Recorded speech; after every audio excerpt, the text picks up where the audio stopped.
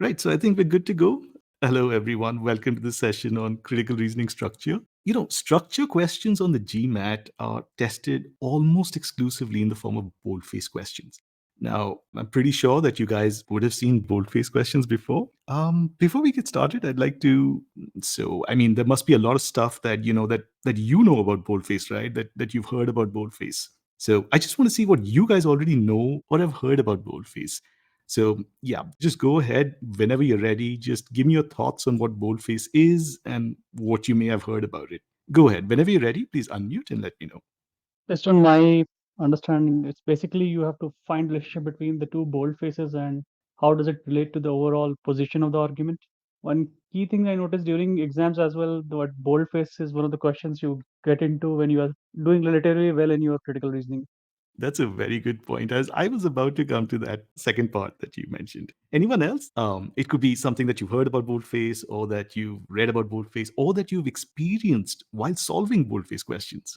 Okay, just as Ankur said, my idea when it regards to the boldface type questions is the question generally presents with the two boldface sentences in a given passage or argument, and it asks us to find out the role of that sentence and how those actually reconcile to each other, how those sentences, whether they're going in the same direction or whether they are opposing to each other, or at the same time how those two sentences actually go along with the main conclusion of the passage. So I think that is what boldface type questions are. Okay, nice. We've already come across some interesting points. So, one of the things that both of you said is that there are two things, right? Two boldface portions. Another word that you used is sentence. And I think earlier, one of the things that was mentioned was the difficulty, like you get it when it's tough.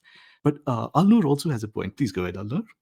Uh, Thanks, Ajitesh. I was going to say the boldface is more around understanding and demonstrating an understanding of how the author is using those sentences to further their argument, sort of the structural implications of the boldface, as opposed to most critical reasoning questions, which focus on the actual logic of the argument and breaking that down. It's more about the structure of the argument, less around the logic.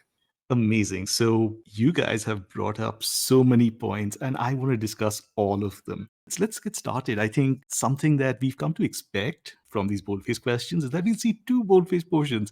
Now, the interesting thing is that's not always true. So, you have these, I mean, very few. So, let me be clear, you don't have too many boldface questions in which you have just one boldface portion, but you do have some of those, right? And another word that all three of you used is a sentence. Now, we'll take a look at this in just a few minutes, but what I want you to keep in mind is anything within that paragraph, right, can be in bold text. It doesn't have to be a complete sentence, it could be a part of a sentence as well. But now let's come to two other very interesting points that you guys raised. The first one is about the difficulty of boldface questions. So, this is a very, very common thought that a lot of people think that, you get boldface questions if you're doing really well on the GMAT. I got one boldface question on my most recent GMAT. I've heard from people, from my students and other people, that the maximum that I've ever heard of is three boldface questions. But it's very, very variable. Now, one thing that I would like to maybe get your opinion on is that boldface is like any other question on the GMAT, and the GMAT is an adaptive exam, right? So boldface is not necessarily difficult, right? I know that a lot of people think that boldface, you get boldface questions only if your exam's going really well, and boldface questions are tough. But the reality is that boldface questions can be of any difficulty level. So, for example, in our class, we have 3 plus 3. So, I'll tell you how this is divided. So, the first question is going to be very easy. The next question is going to be easy. The third question is going to be medium. And the last three questions are going to be hard. So, you do have questions across all difficulty levels. Quick check, does that sound about okay? Let me have a yes in the chat window if you think that, yeah, that makes sense. Okay, I've got a few yeses on this. All right. Now, one last point that I wanted to check. So Alnur, right at the end, said that boldface questions are mostly about structuring arguments. They're not really about logic. That is very important for us. And I think the most important reason that this is such a big deal is that because boldface questions don't ask you to evaluate the logic of what is given to you, you don't have to check whether it's good, whether it's a good argument or a bad argument. They just need you to identify the role that certain parts of the paragraph are playing within the argument. What that means in a very practical sense is that boldface questions can be done very, very quickly. So just to give you an idea about this, right, on my GMAT, my most recent GMAT, my boldface question took me 20 seconds to solve. 20 seconds. And this was question number 17, I think, something like that, towards the end of the exam. 20 seconds. And I mean, I took another 10 seconds just to double check my answer because I did not want to make like a silly mistake. But boldface questions can be done very, very quickly. So that's practically speaking a great thing about boldface questions. All right. So yeah, that's broadly about boldface questions, right? In terms of boldface questions, what they're going to ask us to do is they're going to ask us to structure, most likely, an argument. So what you're going to see in front of you is most likely going to be an argument, and you need to structure it. But that brings us to the first question. What is an argument? Now, different people have different ways of looking at what an argument is, but in our classes, what we generally say is an argument is just an attempt to convince someone of something. So when you get a boldface question, they will most likely give you an argument. And as we're discussing right now, an argument is an attempt to convince someone of something. So basically, what's happening there is someone is trying to make a point, right? They've got a belief and it's backed up by certain things. That's an argument. Now, in our classes, we try to be very precise about our terminology, what we call things, right? So when we look at an argument, what we're going to say is an argument consists of two things. MS, I'm sorry. Yeah, could you just use the zoom feature? Like, I think it's control, like on Windows, if you press control plus minus or plus. So if you press both of those together, you'll be able to zoom in and zoom out. Could you give that a shot? Okay, perfect. Right. So let's go back to what an argument is. And what we're going to say is an argument has exactly two things. It has support. Now, support is something that's used to derive the conclusion, and it has a conclusion. And the conclusion is something that is inferred from the support. So remember, exactly two things. But before we go any further, let's just hold on for 1 second because there could be a third thing as well. And that's called an assumption.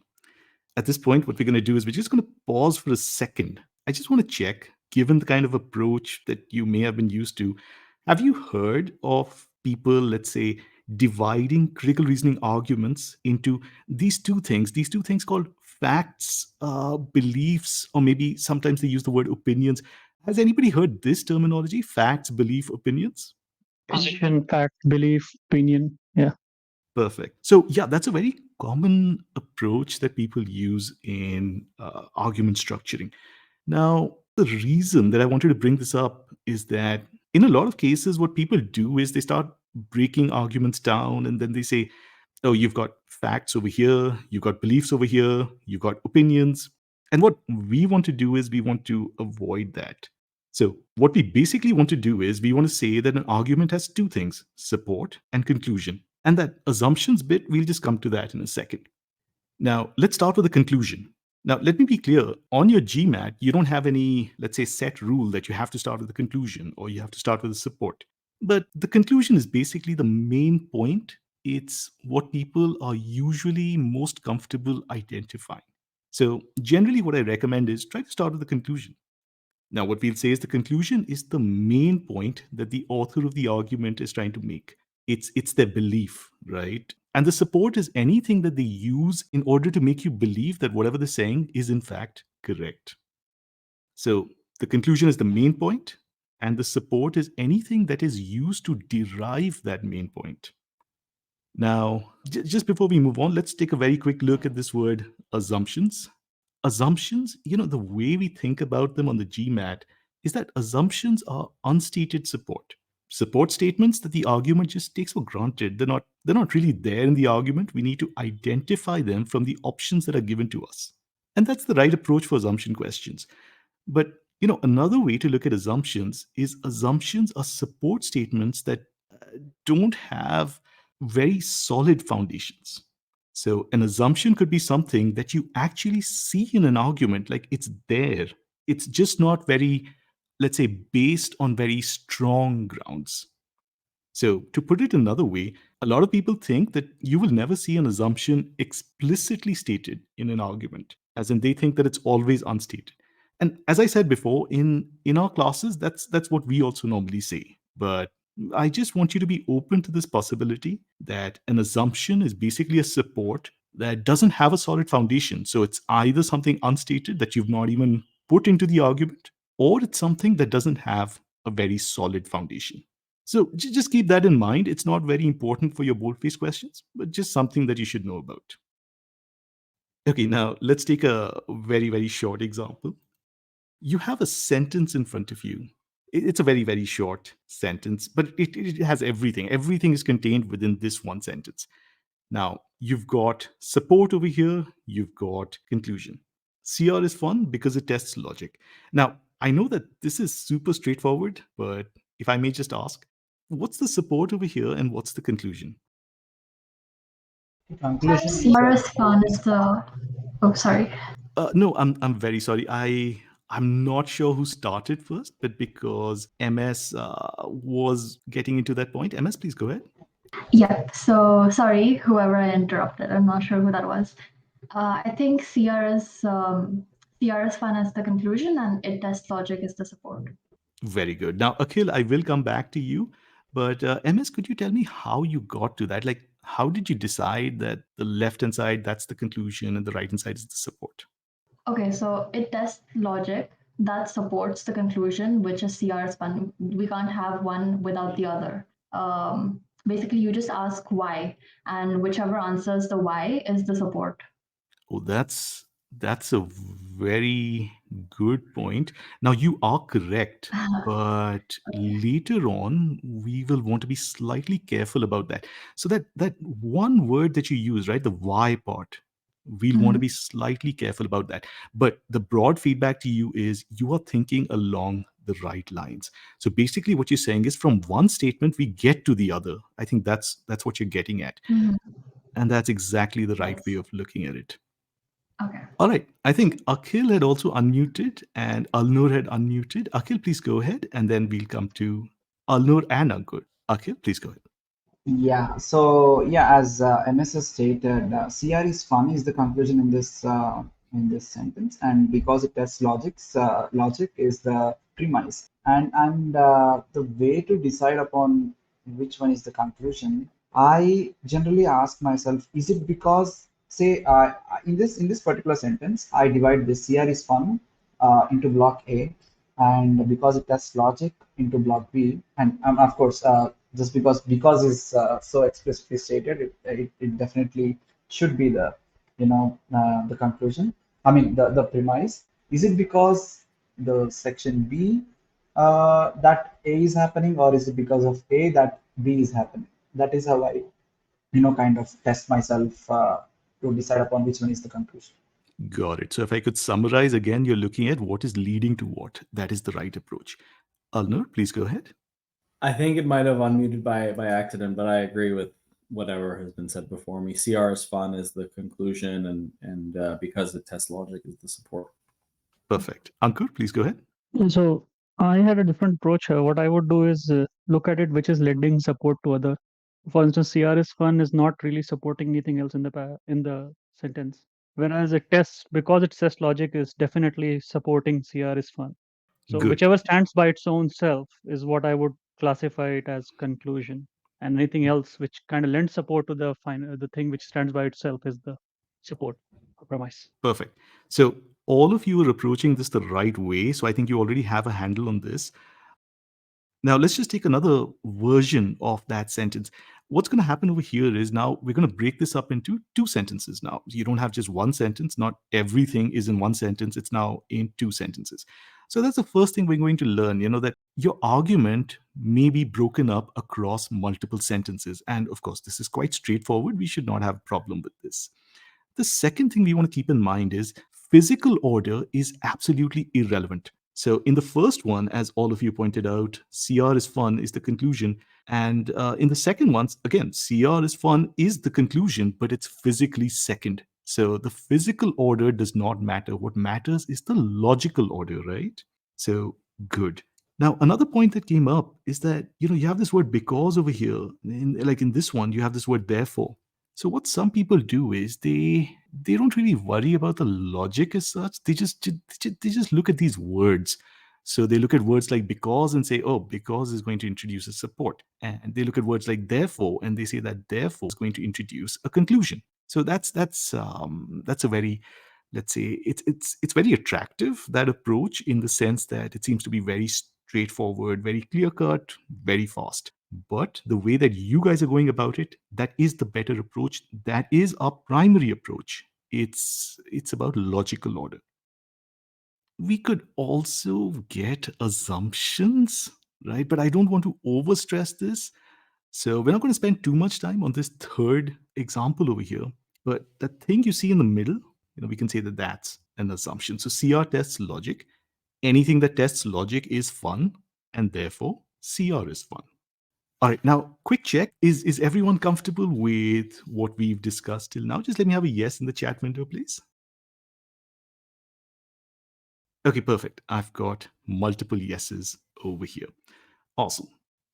Ankur, if you have a question, you can always. Yeah, so my thought was specifically on the assumption part of it. When you said anything that tests logic is fun, wouldn't you Mhm. classify that as an intermediate conclusion as well? Oh, Or interesting. would it not? Interesting. So, an intermediate conclusion is something that you can derive from one of the other support statements. And that phrase that you've used, it is very important because it sometimes, just shows up in boldface questions. Yeah, it does But regularly show up. So yeah. yeah, but the thing about intermediate conclusions is they must be derivable from something else in the argument.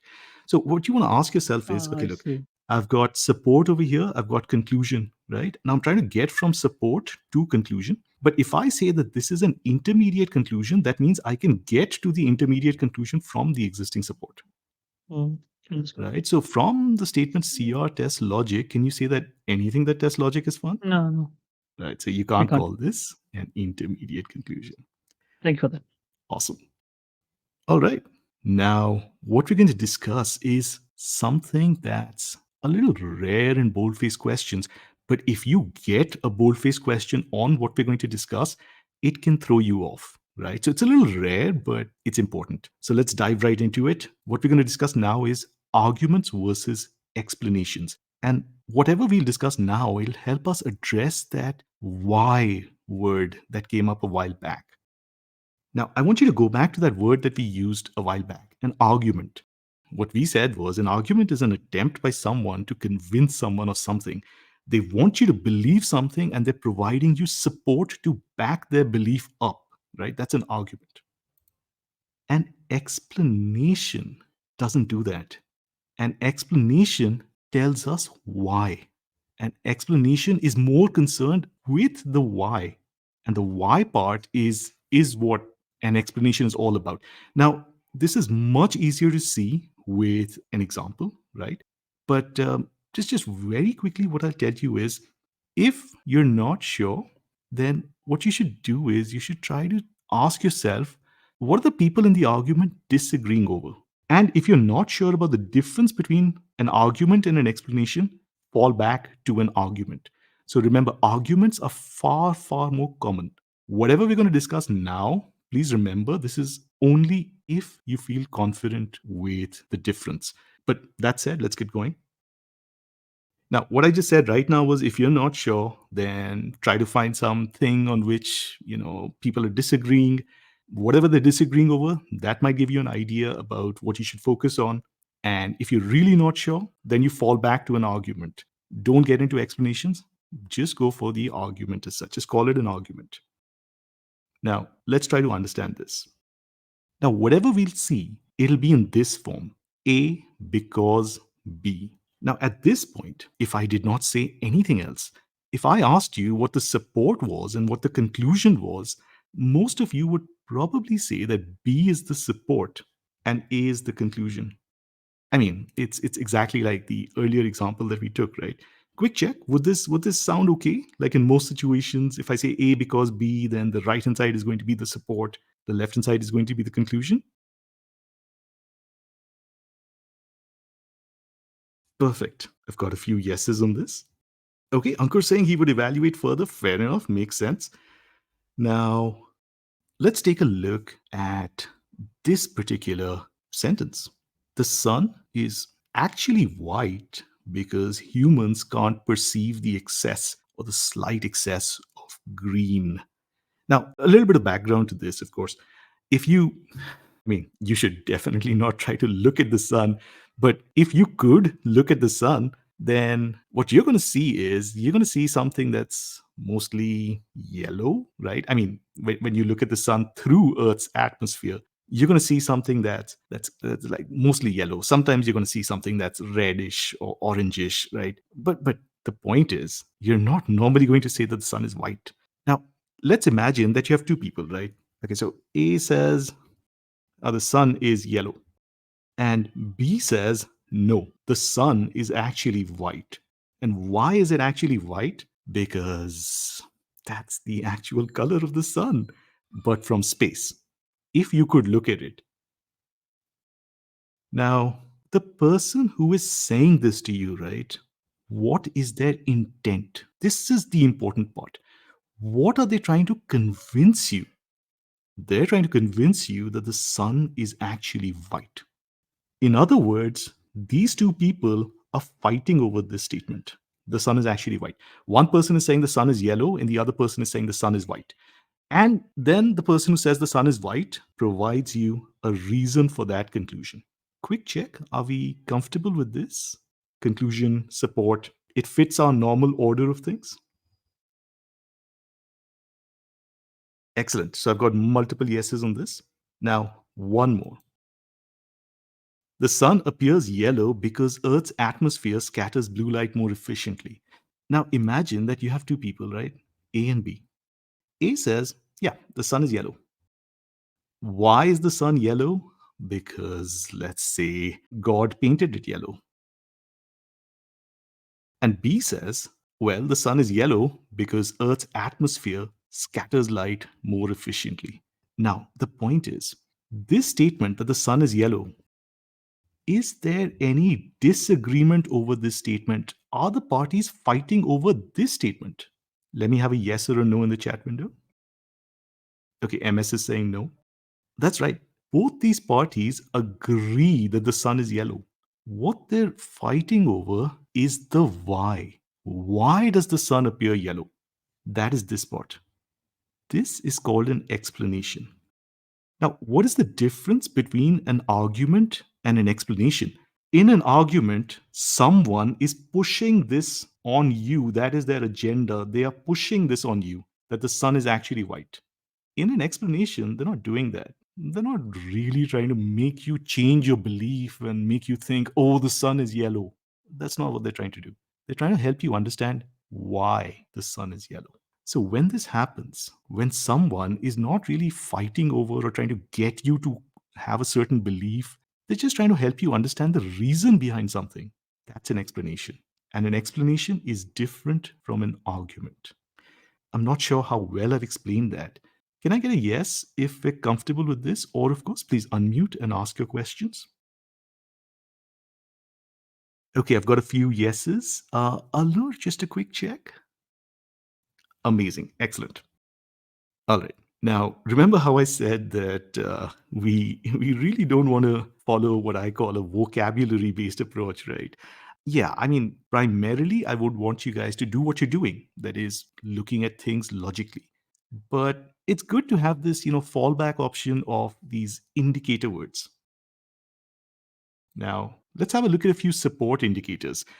So if you see a word like because is almost certainly going to introduce, the support. Similarly, a word like premise or evidence, these are very good indicators of support. And similarly, of course, you would have indicators for conclusions. So conclusion indicators could be words like conclusion, right? Or somebody says somebody's position is something, or if somebody uses the word therefore. So these are all very good indicator words. I do want you to use these, right? So I don't want you to ignore this entirely. All I'm saying is use it as a fallback option. Don't make this your primary approach into a boldface question. So if we think about all the ways that relying on indicator words could go wrong, there are a few reasons over there. But let me recap with a few points. Firstly, as we've seen before, physical order does not matter. So what happens sometimes is students look at an argument and they just tend to treat the last part of the argument as the conclusion by default. Like that's where they look for the conclusion.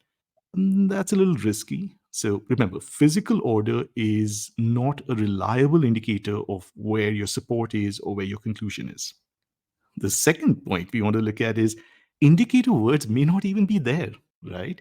So your argument may not use indicator words in certain places, so you would have to go by the logic of the argument. And this is the important one. Even if you see an indicator word like because, it is possible for the GMAT to play around with these words and mislead us. So, indicator words, good as a fallback option, but the primary approach should be logic. All right, now quick check. Let me have a yes if you're comfortable with this. Okay, excellent. Now, we're going to spend a minute just making sure that we understand what we mean by the logical order of things. Now, this is how you guys are approaching structuring, which is good, right? We're just going to take an example just to make sure that we're all on the same page. So when we look at the flow of logic, so what I've written over here is top to bottom flow, but you could think of it as left to right or just, what can be derived from something else. It's up to you how you visualize this. Now you have two statements in front of you. I want you to ask yourself, okay, which statement can I derive from the other? That means, do I go from statement 1 to statement 2, or do I go from statement 2 to statement 1? Whenever you're ready, please unmute and let me know.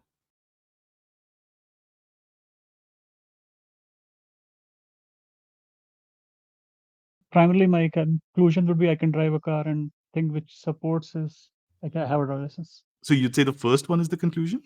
Yeah. Okay, so you're saying we can go from bottom to top. Fair enough. MS, please go ahead. Yeah, I was gonna say the same, 2 to 1. 2 to 1? Got it. Mm-hmm. Good. It is 2 to 1. Why not 1 to 2? I guess not everyone who can drive a car would necessarily have a driver's license, but if you do have a driver's license, then you can drive a car. Absolutely. So if you have a driver's license, you can infer that you know how to drive a car. On the other hand, if you know how to drive a car, you may not have a driver's license. A very simple example of that would be anyone who's just about to take that driving test, right?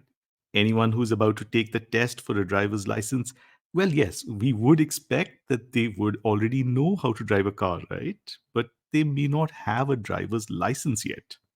Quick check, is everyone comfortable with this? Okay, perfect. I've got a couple of yeses. Alur, just a quick check. Comfortable with this? Perfect.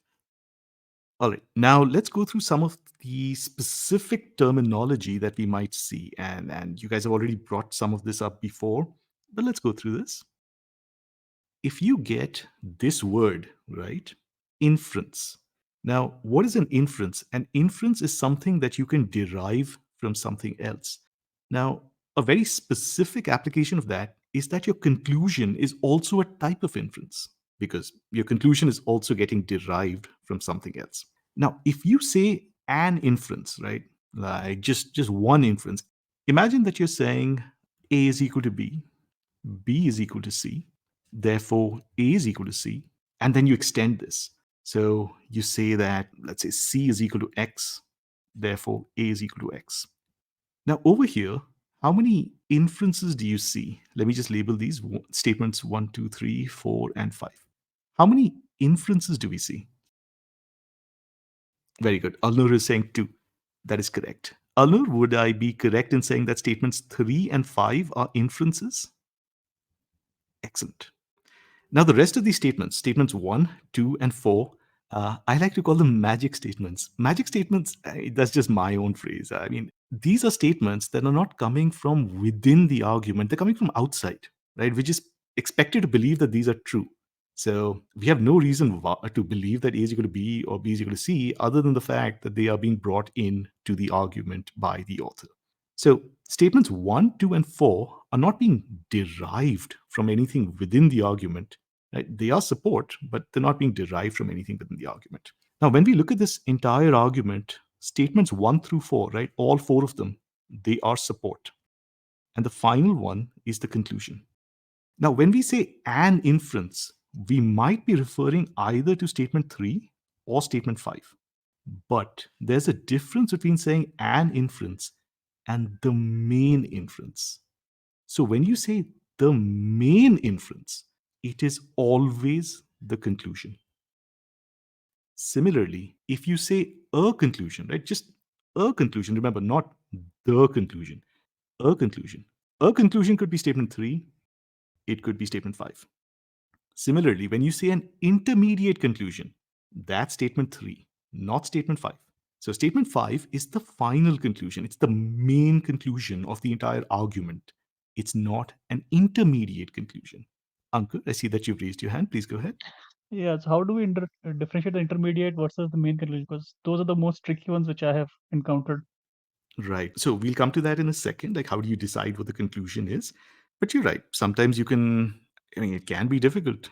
Right. So you're right. Now, this is where we need to get out of the mathematical way of looking at it and look at it as in actually asking ourselves, what is the author of this argument trying to tell me? Or what is this person making me, want to make me believe? So what is this person really pushing on me? Is this person pushing on me A is equal to C? Or is this person pushing A is equal to X on me? Right, and that's going to be a call that we'll have to take based on the situation that we see. So there won't be a mathematical formula for it, but you're right, we'll have to do that in a question sometimes. Right, awesome. All right, so yeah, let me just quick check. If you say the final inference or the main conclusion or the final conclusion, you are talking about the author's main final endpoint. If you just say an intermediate conclusion, then you're not talking about the main conclusion. And if you just say an inference, you could be talking about either of them. But if you say the main inference, you're talking about the conclusion. Quick check, is everyone comfortable with this terminology? Let me have a yes or a no on this. All right, I've got a few yeses. Perfect. Now, I'm going to introduce one more word over here. It's context. Now, if you see something within an argument that doesn't seem to be supporting anything, and it doesn't seem to be the conclusion either, just label that context. So it will not support anything, it will not be the conclusion, just call it context. Now, the next term I want to introduce to you is acknowledgement. Now, acknowledgement, this is my own term, right? But we need to understand what we're looking at over here. Now, let me give you a quick situation. If somebody says it's raining heavily, right? But I will still go to my office because I have some very important work.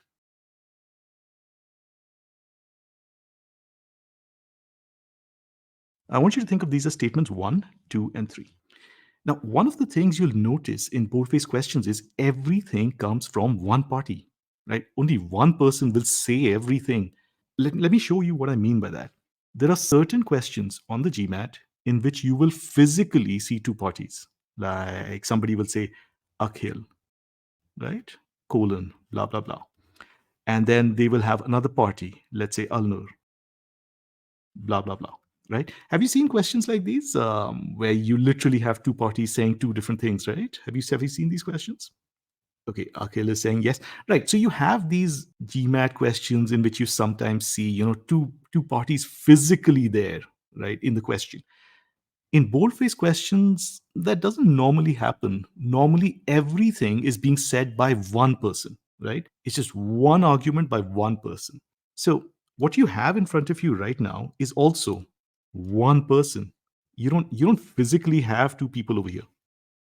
But if you look at statements 1, 2, and 3, would you agree that statement 1 doesn't, it's not the conclusion, right? It's not the direct support also for the conclusion. In fact, if I go a step further, I can say under normal conditions, this would be expected to weaken the author's conclusion. Would you agree that under normal conditions, statement 1 would be expected to weaken the conclusion that I must go to my office? If it's raining heavily, then that would normally mean that you would normally not go, right? Okay, now here's the thing. When somebody brings in a point that would normally weaken his or her conclusion, but that point is being brought in by that person, what they're doing is they are demonstrating or acknowledging a potential weakener, and they're kind of owning it. So when you say that, look, I must go to my office because I have some very important work.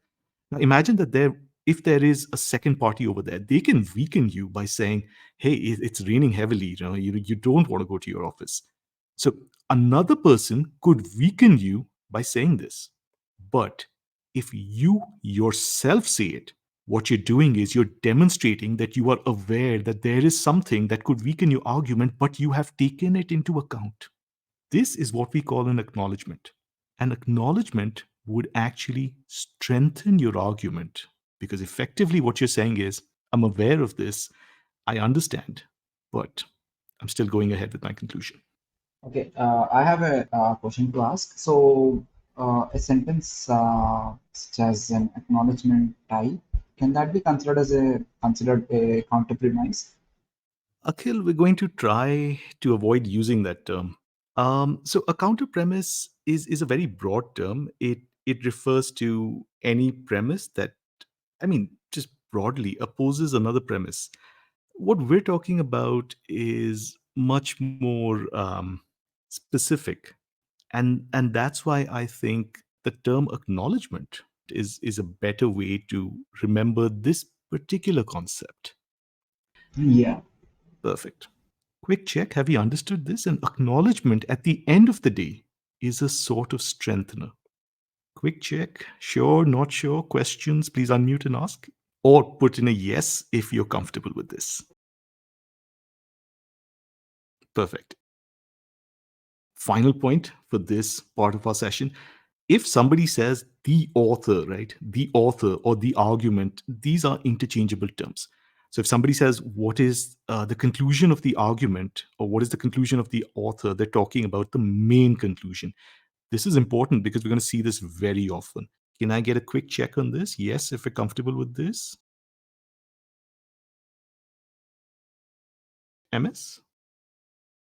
Perfect. All right, guys. Now, an important question that you guys brought up a while back was, how do I identify the conclusion, right? Like, what if I have multiple statements that could be the conclusion?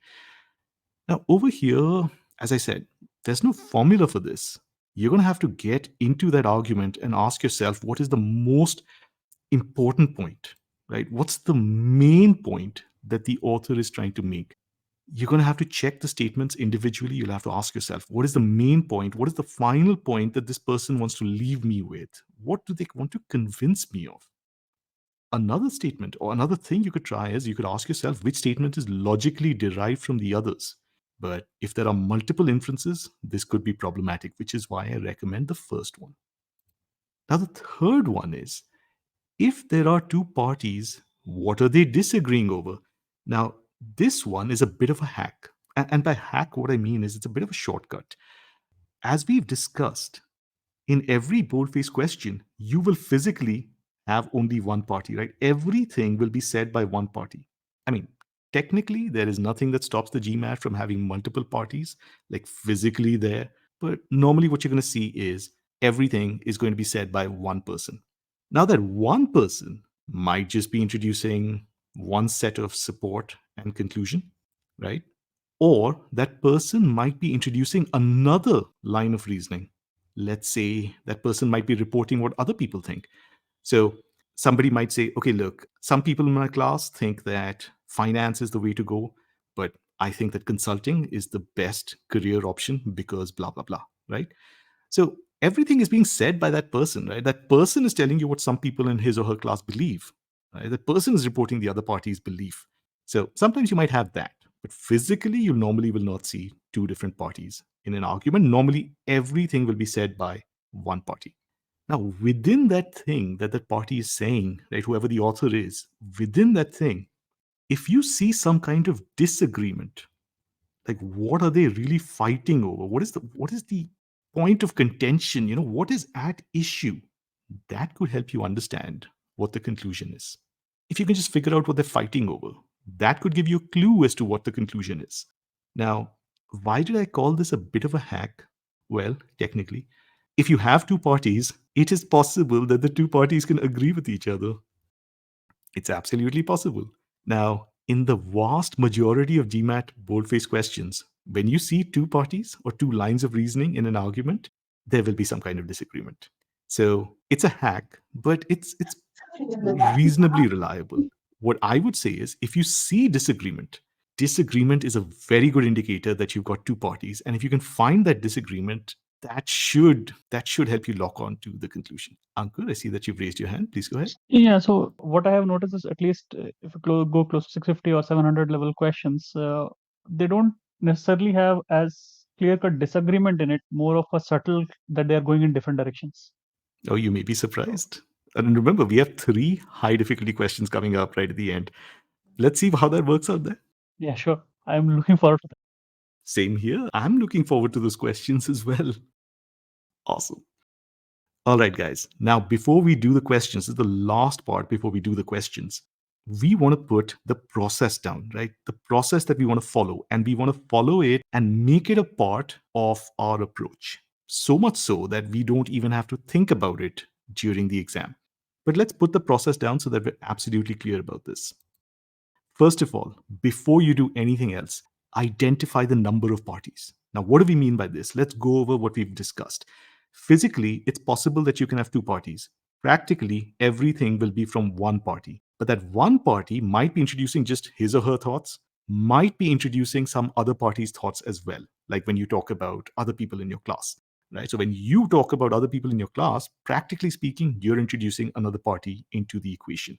So if you've got one line of reasoning, perfect, that's the author. If you've got two lines of reasoning, that's also possible. That's the author. And for the sake of convenience, we call that the other party. So it is possible that in your argument, you have only one line of reasoning, or you have two lines of reasoning.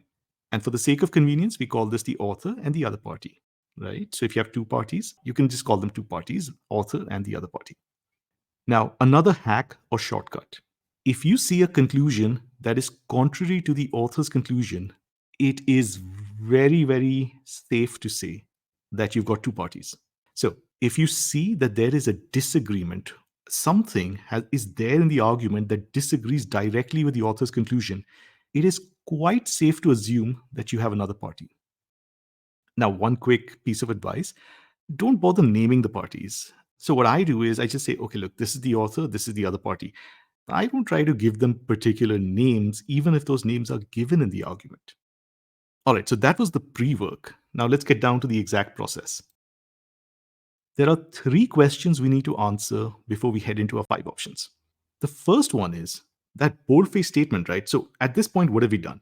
We have read the entire argument. Hopefully, we've understood it well enough, and we have identified whether we have only one line of reasoning, that is only the author, or we have two lines of reasoning, the author and another line of reasoning. After that, we look at the boldface statement that we're interested in, and we ask ourselves, whose line of reasoning does this statement belong to? So, is this part of the author's line of reasoning, or is this part of the other party's line of reasoning? Once we've established that, we ask ourselves, what role is this statement playing? Is this broadly a supporting statement, or is it broadly a conclusion? And keep that word broadly in mind. Remember, do not try to say, oh, this is a fact, but this is an opinion, or this is a belief, but this is a position. Don't get into the vocabulary game at this stage. At this stage, all we want to do is we want to check broadly the role that is being played by that statement. And the third and final thing to do is, from the author's point of view, remember, always from the author's POV point of view, does the author agree or disagree with that statement? if you want to be sure, you can also have a third category in there. This third category is a no comment category. Neutral. The author is not agreeing, the author is not disagreeing, the author is not commenting on it. But otherwise, it's reasonably safe to say, okay, is the author agreeing with this statement or is the author disagreeing with the statement? Now let's go over this again. Boldface statement, ask yourself, whose statement am I looking at? Draw a quick blank like this. What can you put into this blank? You can put other party or you can put author. Draw another blank. Ask yourself, what type of statement am I looking at? Is it a support statement or is it a concluding statement? It's either S or C. And finally, does the author agree or disagree with the statement?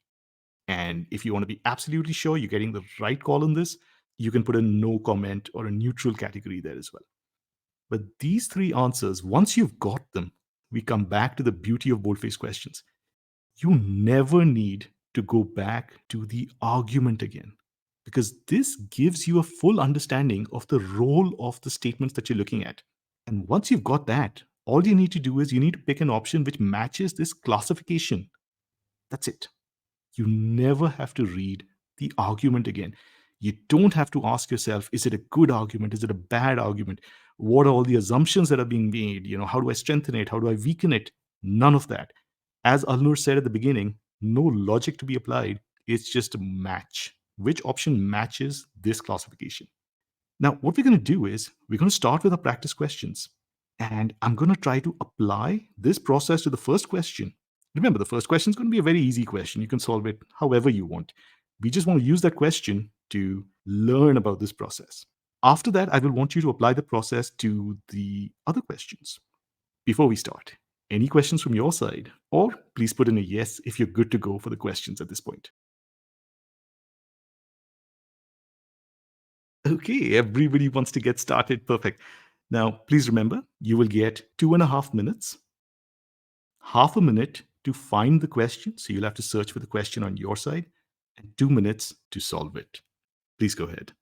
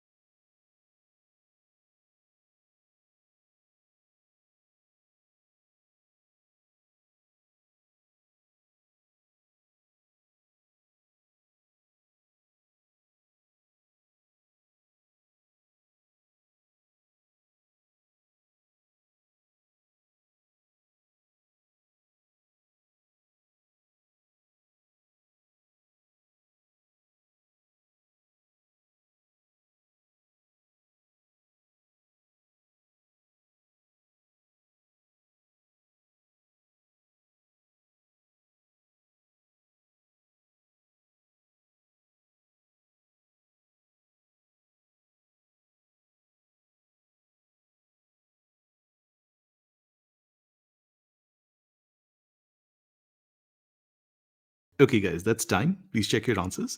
The correct answer is E for echo. quick check. What do you guys think about E? Sounds good or not too sure? Yeah. Okay, so we've got one confirmation. Akhil is saying got it right. Fair enough. Now let's focus on the process. So the correct answer is important, but the process is perhaps more important. Now, the first thing that I see over here is I see hunter, right? So we're talking about some hunter. Um, I'm not too worried about this. In my mind, I'm looking at something that's coming from the author, and the author is all that I'm interested in. So I'm not going to pay too much attention to this. It's up to you whether you want to, put names to your parties or not. That's your call, but I prefer not to. It makes things simpler. Now, at this point, what I really want to do is I want to start by asking myself whether I have one line of reasoning or two lines of reasoning.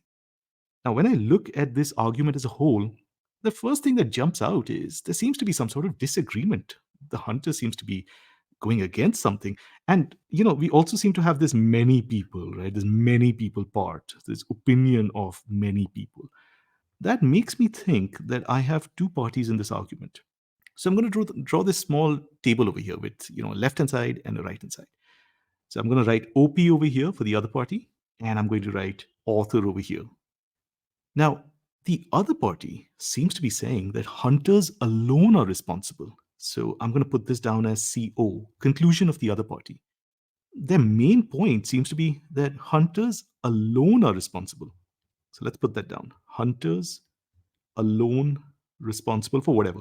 Now, normally I don't recommend cutting things down or changing words, but just to keep it short, I'm doing that.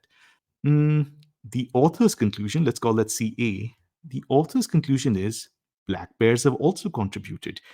I mean, that's what we should put down. But just to keep things simple, at this point, let's say that hunters are not alone responsible. Now, please remember, I don't recommend this. I'm just doing this to help you see that there is disagreement over here, right? But let's be very clear. The author's actual conclusion is that black bears have also played an important role in this decline. That's the author's conclusion. Now, the other party, have they given us a reason to think that hunters alone are responsible? Nope, there's nothing over here. Has the author given us a reason or reasons to think that his or her conclusion is correct? Yes. Let's call that the author's first premise and the author's second premise. The first premise is that the black bear population has gone up. And the second premise is basically that bears eat deer. Now, quick check. Does this match up with your view of the argument? Does this sound good? Do you think I've mislabeled something over here? Yes, if you're comfortable with this, or unmute and ask your questions.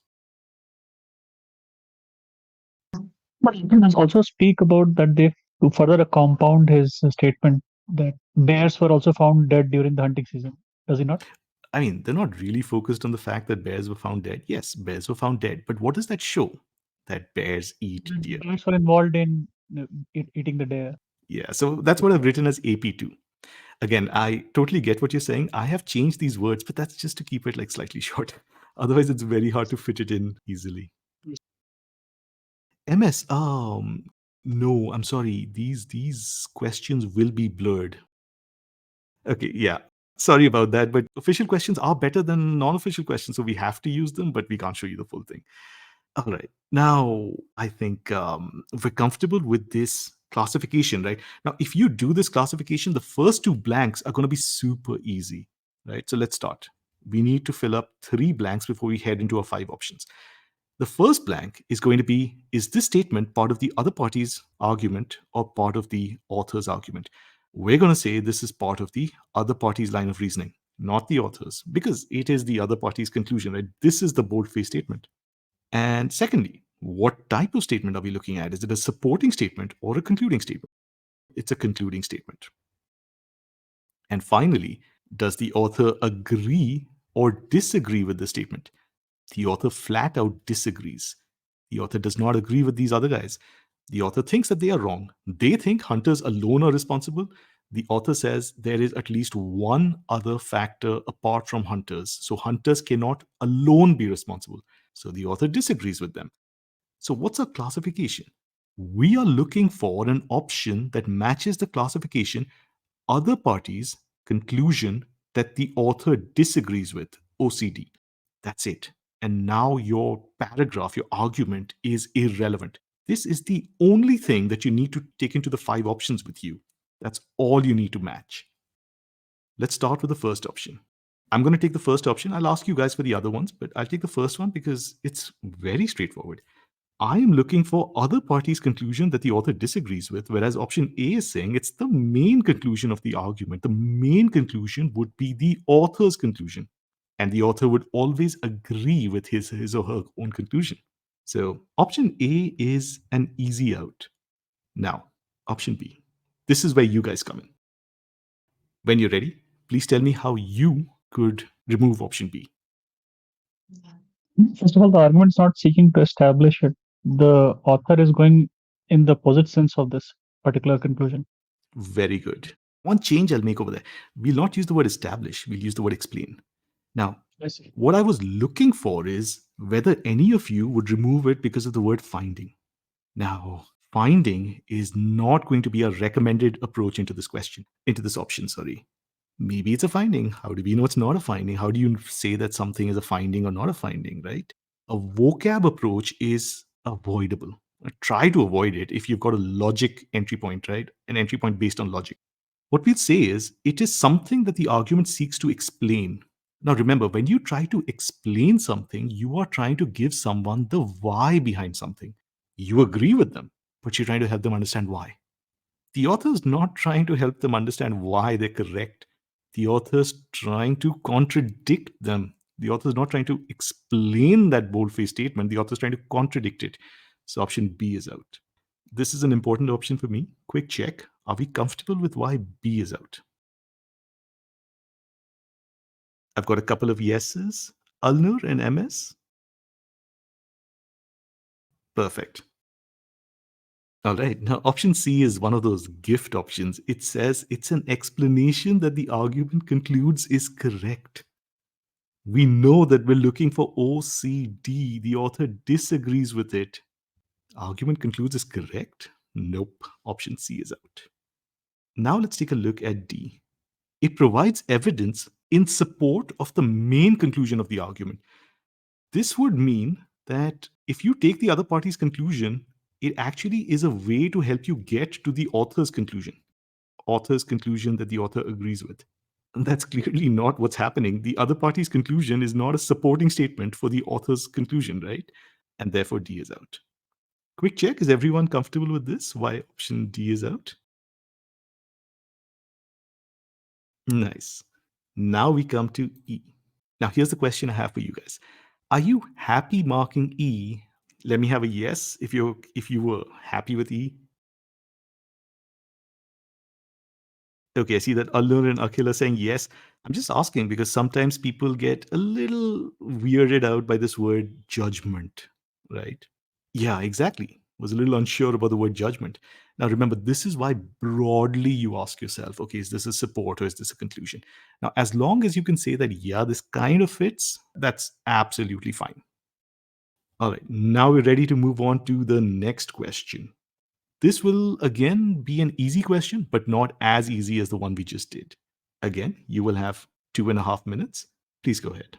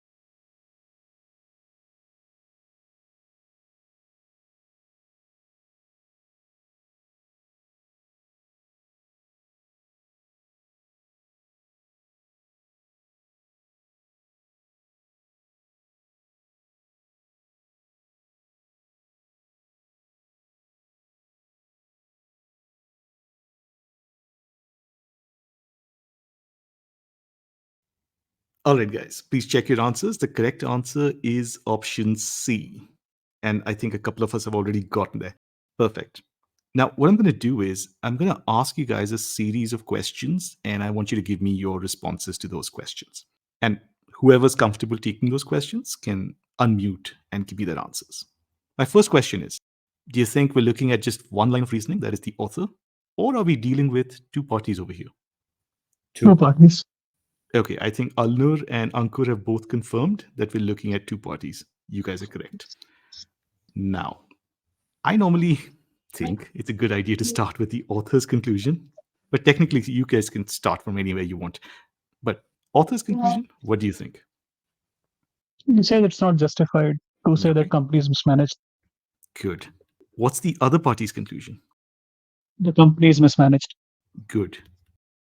And has the other party given you any support? Yeah, the piling up of inventories, I think. Yeah, some recent rise in inventory, right? Inventory's gone up, but production has not gone down, correct? Yeah. Good. What's the author's support? And this is slightly tricky, but give it a shot. It might be true in some cases, but that does not apply in this case of this particular one. Very good. That is the direct support. It indicates no such thing. We would call this an intermediate conclusion. No such thing. And because it indicates no such thing, the whatever the sniping is, it's not justified. But what is the support for no such thing? It is an included product that has already been assigned to orders. So basically, the inventory has order backlog to it. Very good. So the orders have been received. Now, the orders have been received. Therefore, we can conclude that production is not outstripping demand. And since production is not outstripping demand, we can say that the sniping is not justified. Quick check. So well done, but quick check with everyone. Give me a yes if you're comfortable with this. Or any doubts, please unmute. Okay, I've got multiple yeses. Perfect. Let's take a look at our two boldface statements now. Our first statement is CO, and our second statement is CA. And if I remember correctly, this is enough to solve this particular question, right? You don't need to do anything else. But for the sake of practice, we're going to fully get those three blanks filled over here. Is it okay if I say the first statement is other parties' conclusion that the author disagrees with? And the second one is author's conclusion that the author agrees with. Please check. Last part, when you say it is conclusion, so do we necessarily have to go on to say it is something which author agrees with? Because inherently it is his conclusion, right? Yes, the author will always agree with his or her conclusion. Awesome. All right, now let's take a look at our 5 options. The first states the position that the argument as a whole opposes. This is a very good fit for other parties' conclusion that the argument disagrees with. The second provides evidence to undermine the support for the position being opposed. It's not really evidence, it is the author's main conclusion, right? So option A is out. Option B, again, the first half of option B is correct. The first states the position that the argument as a whole, remember, the argument as a whole is always the author. So the argument as a whole opposes. The second, again, the second is the author, is the main conclusion of the argument. It is not a supporting statement. And it's definitely not being used to support the opposite position, right? That's what B is saying. The second is evidence that supports the position being opposed, that is the opposite position. So B is also out. Now C, I mean, you could just solve this question by selection because C matches the structuring that we did. The first states the position that the argument as a whole opposes. It's the other party's conclusion that the author disagrees with. The second states the conclusion of the argument as a whole. The argument as a whole is the author. Second is the author's conclusion. Done. This is option C. This is the correct answer. Option D. The first is evidence that has been used to support a position that the argument as a whole opposes. It's not the support for the position. The first is the position that the argument as a whole opposes. The second provides information to undermine the force of that evidence. E. The first is, again, this is a problem. The second states the conclusion of the argument as a whole. This part is correct, but the first half is wrong. Now, quick check. Comfortable with this question? Any doubts with any options? Let me know. Give me a yes if you're comfortable. Akhil is saying yes. Ankur is confirming. Alnur, MS. Perfect. All right, guys. Now we're on to the medium question. And the difference with this question is, after solving it, I will ask you guys those questions like I did in the previous question. But when we get to the 5 options, all the 5 options have to be taken by you guys. So step by step, we'll give more of the question over to you. Please keep that in mind when you're solving this question. Please go ahead. You have 2.5 minutes.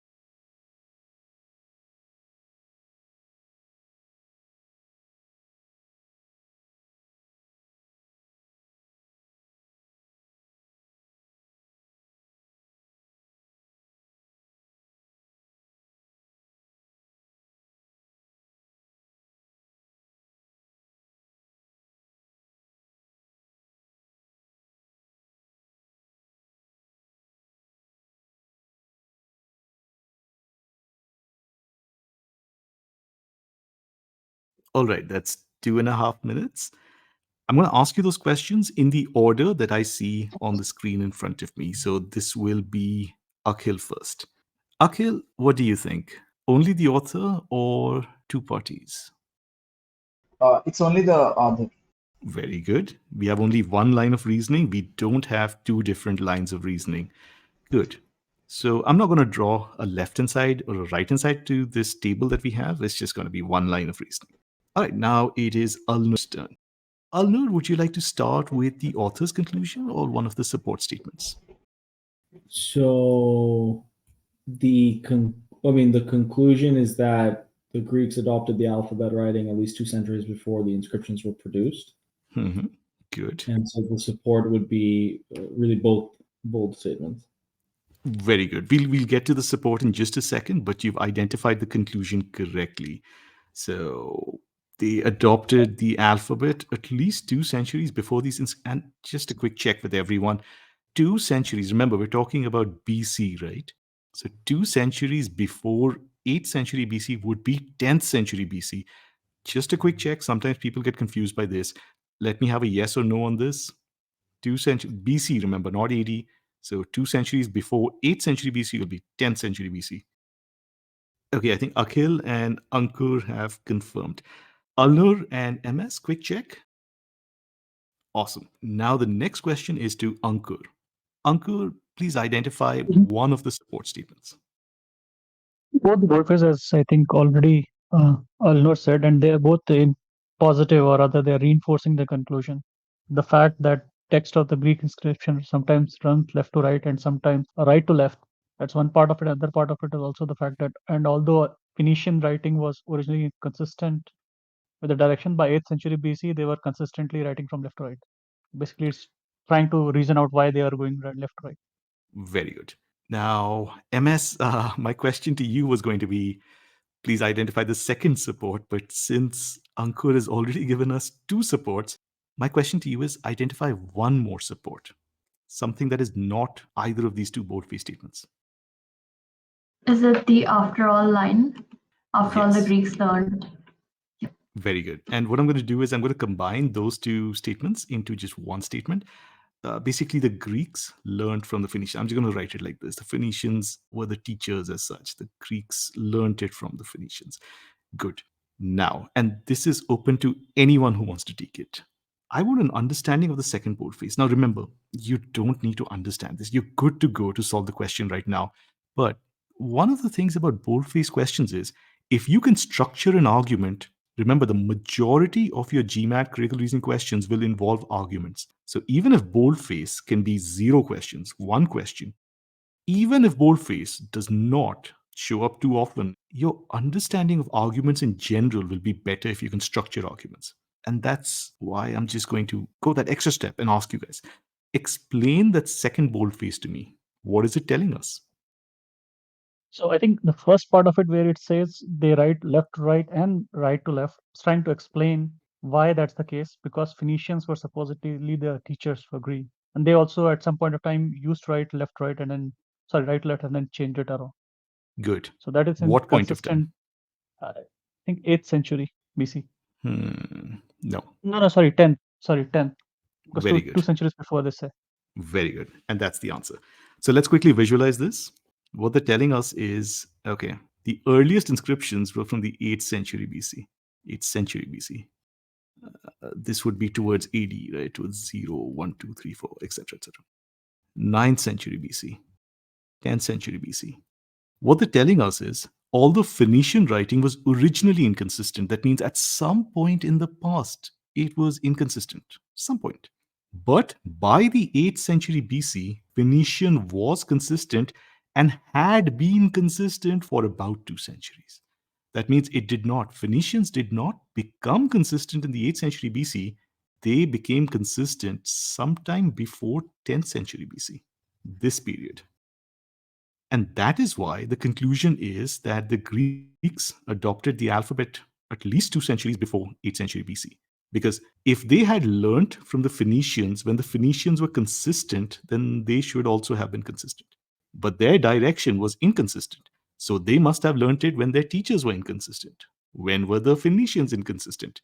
Before 10th century BC. Quick check. Let me have a yes if we're comfortable with the logic over here.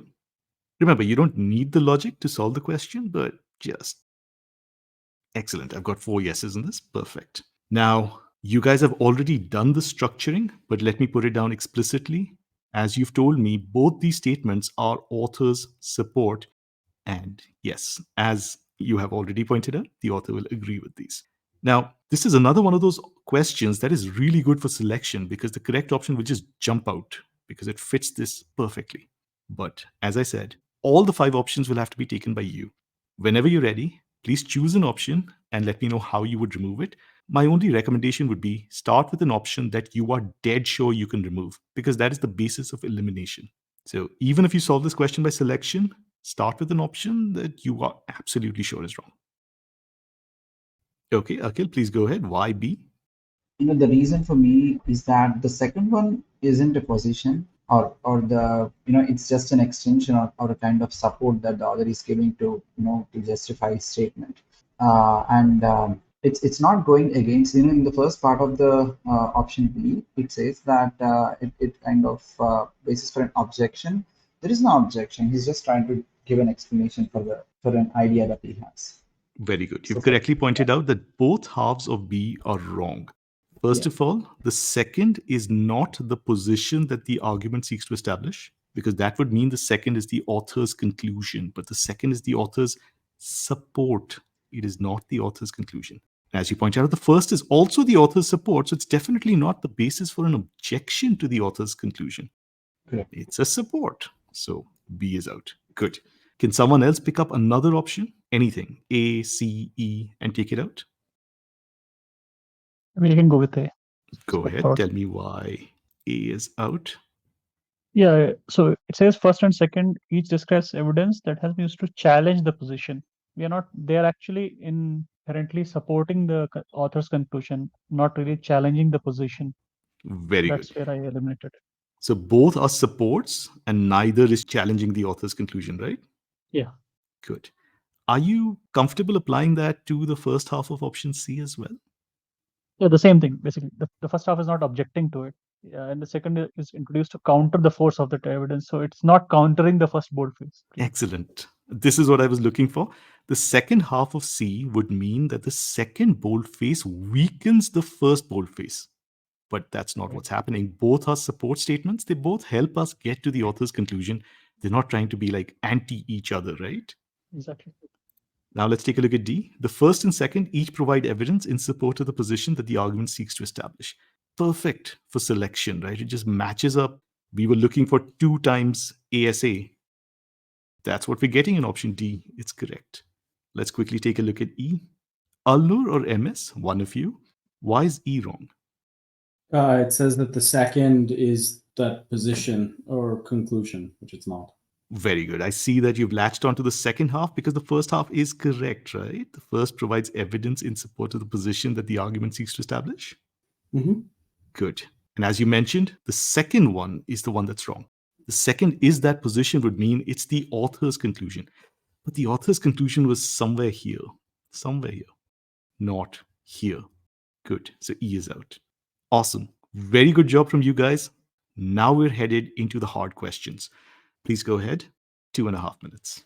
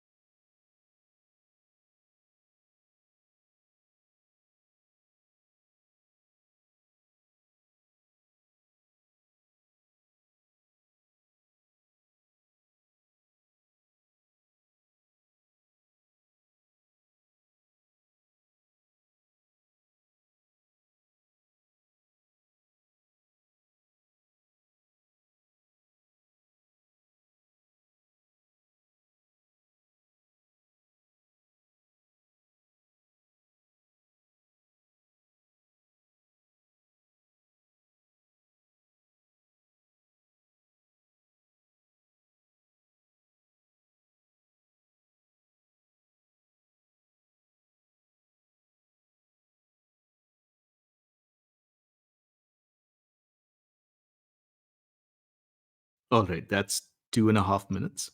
Now, in this question, I see that some of you have already solved it. The entire question needs to be taken by you guys. I mean, one person doesn't have to give me the whole thing. You guys together have to give me the entire question. Whoever's ready to start, please feel free to unmute and go ahead. I think the conclusion is the first sentence, Okay. that scientists typically do the most creative work. The second sentence sort of provides a common explanation as to why that conclusion is the way it is correct. But then the author goes on to provide his own opinion, counter to the common thought that supports the conclusion. So the second sentence is what the general kind of non-author thought is around support for the conclusion, and then the third sentence is the author's support, his own perspective or her own perspective for the support. Very good. And if I may ask, where does the author's perspective start? Like, what's the word after which it starts? However. Very good. Now, how about the rest of you? Do you agree with this, or do you think there's something over there that we can change? I'm sorry. Yeah, so I don't think the first statement is a conclusion. I think it's something that is generally accepted. Okay, so now we have one point of view and we have another point of view. Now, let me be clear. What you guys have done up to now, it is enough to solve the question, right? But we want to be very, very precise in our structuring so that if we get a different question in which we would just test it slightly differently, we would get that correct as well. So, question to you guys is, we have one position, which is that the first sentence is the author's conclusion. And we have another position that that's not the conclusion. My question to you is, how do you decide what the conclusion is? What can you do to take that decision? For me, it was not very clear cut, but the way I figured it out was the first line and then the line which talks about reason why scientists over 40 produce highly creative work is not that they age it. So basically, what they're talking about is why scientists over 40 are not creating the most creative work. That's the Right. central But, theme of the whole sentence. That's why I pinged it. but what you're saying pegged is it you're not as the very conclusion. sure of it, right? I'm kind But of if you sure had because to, based on Mhm. based on these two statements, I would default back and say that my first statement is the primary statement of which the derivative is the second last line where they talk about kind of reinforcing it. So are you saying the first sentence is the conclusion of the author? Yes, that's what I'm saying. Fair enough. So we have two people going for the first sentence as the author's conclusion, one dissenting opinion. MS, any thoughts on this? You could also unmute if it's. I don't think the first sentence is the conclusion either. Okay, so we've got an even split, 2 on one side and 2 on the other side. Now, Ankur, let me bring this back to you because I remember you brought this point up that sometimes you're not sure about, how to go about identifying the conclusion. Let me kind of list those options that you have, right? Like some of those options. The first one is ask yourself, what is the main point that the author is pushing on you? And you know that there will be some pushing because if you go to the stem, it says in the argument given. So you have an argument, right? They're not saying in the reasoning that has been given to you. The reasoning is a much broader term, but in the argument given to you, right? So you have a conclusion, you have a support. What is the main thing the author is pushing at you? That is one option that you have. Another one is you can ask yourself which statement helps you derive the other statement. Not as clear, but still sometimes useful. And the third option is if there are two parties, what are they fighting over? Let me ask, does it seem that there is disagreement here that the two parties are fighting over something? Yeah, they're attributing aging to the loss of creativity, one of the parties, and there is not. And they're fighting over that, right? Yeah. Good. Now look at the words that you're using, attributing. Sometime back, you even talked about, I think, the why or something. You mentioned something over there. They're fighting over the explanation. And the explanation for what? Why there is a loss of creativity at age of 40. Yeah. In other words, the first sentence. Yes. So let's put it together. What's happening over here is neither party is interested in convincing you that scientists typically do their most creative work before the age of 40. Neither party is pushing that on you, right? They both agree. They're both like, yeah, there is something X in the world. We both agree that X is there. It is commonly thought, again, commonly thought could be by anyone, right? but it is, let's just call it the other party. The other party thinks the reason is A, right? The explanation is A. The author says, and this is what Arun pointed out, it's very good that he broke it at this point, at the word however. This is where the author starts disagreeing and bringing in his or her own line of reasoning. There is a situation X. Some people say the explanation for that is A. However, studies. However, since blah blah blah, the study's findings strongly suggest that. And this is where the author's conclusion starts. The author's conclusion starts at the real reason is not A, but my reason, B.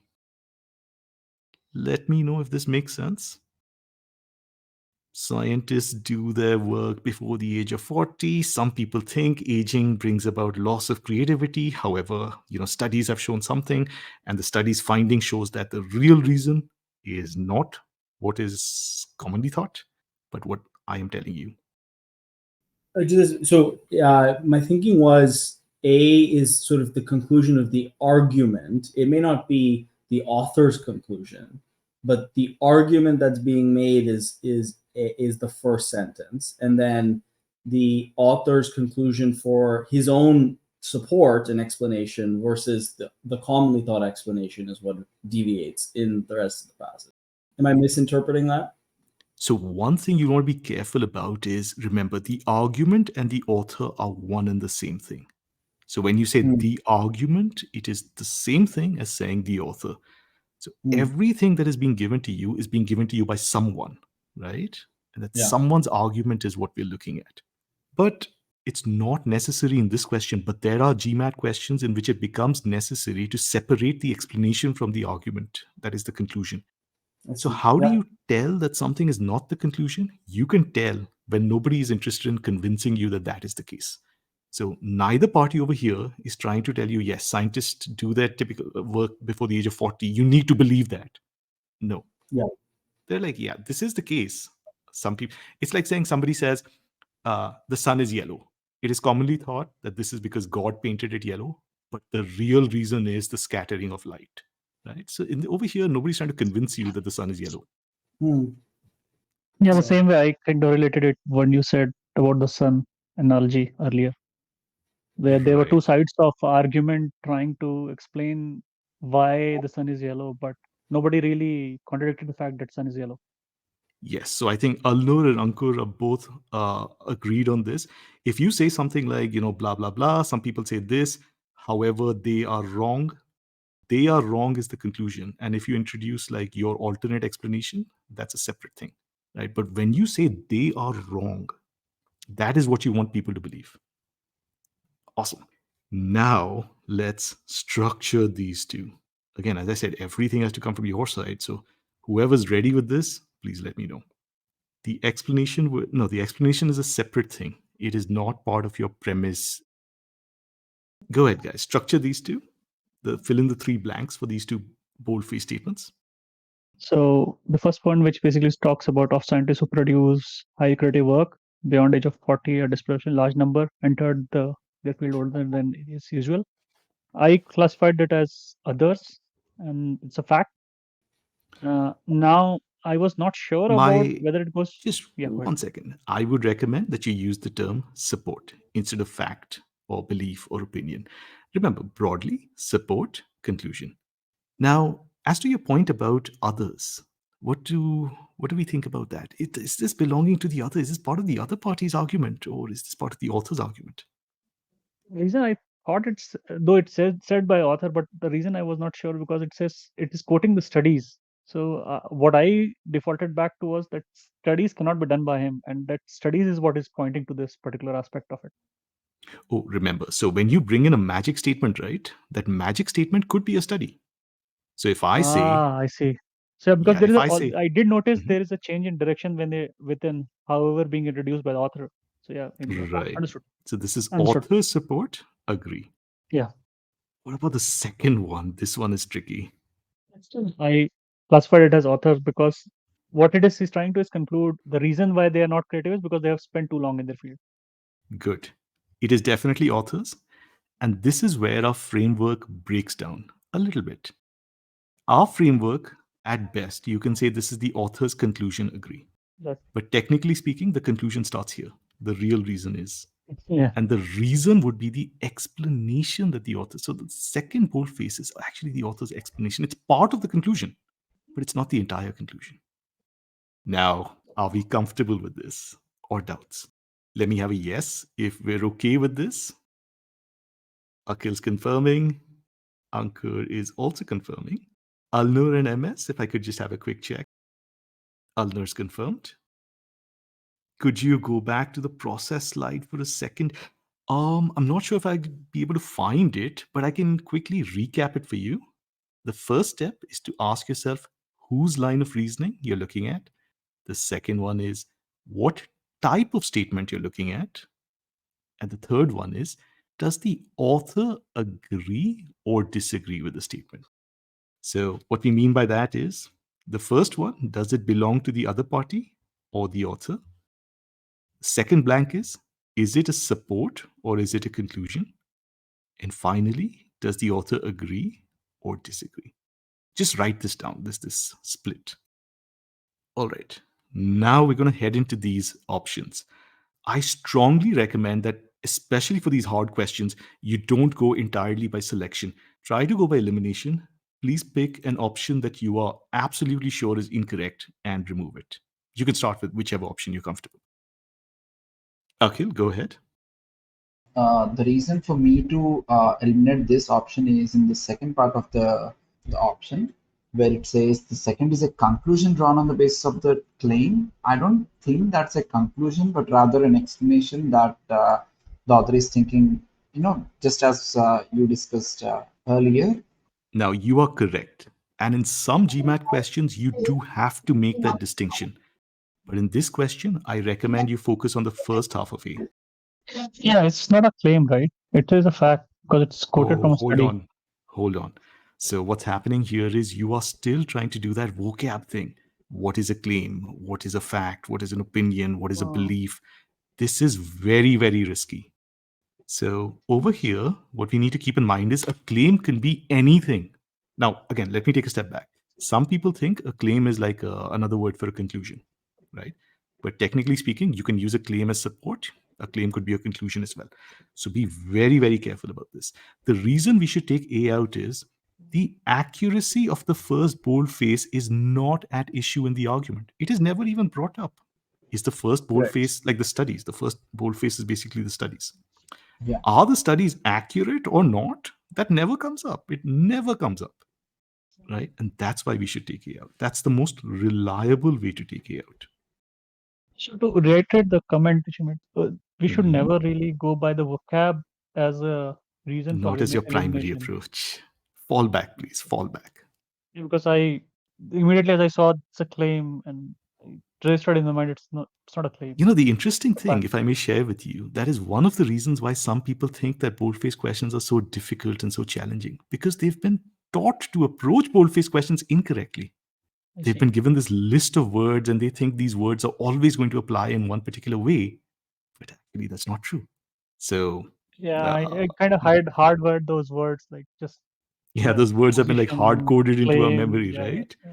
But keep in mind, it's always a fallback approach. It should not be your primary approach. Understood. Thank you, Ajitesh. All right. Who wants to take the next option, like any other option?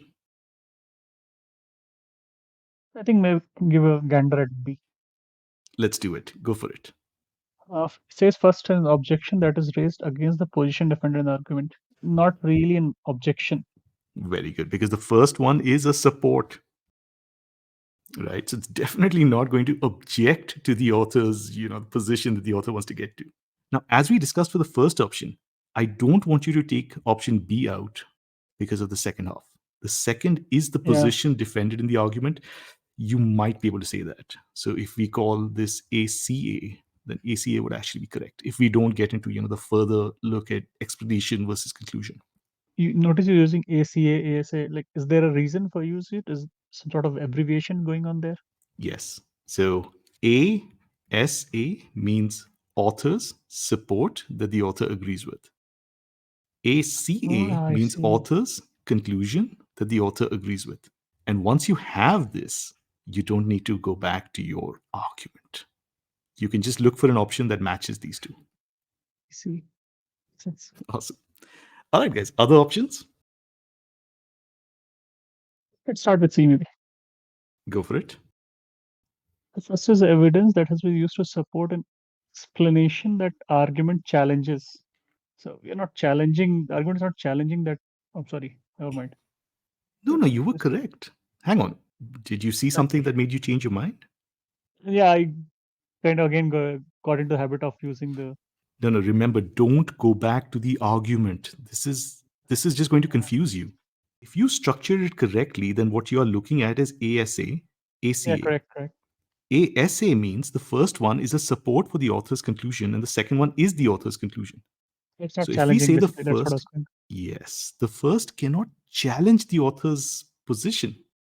I'm sorry, let me reword that. The first is not used to support something that the argument challenges. The first is support for the author's own explanation. So So it's the author's own support for the author's own explanation. The author does not challenge his or her own explanation, right?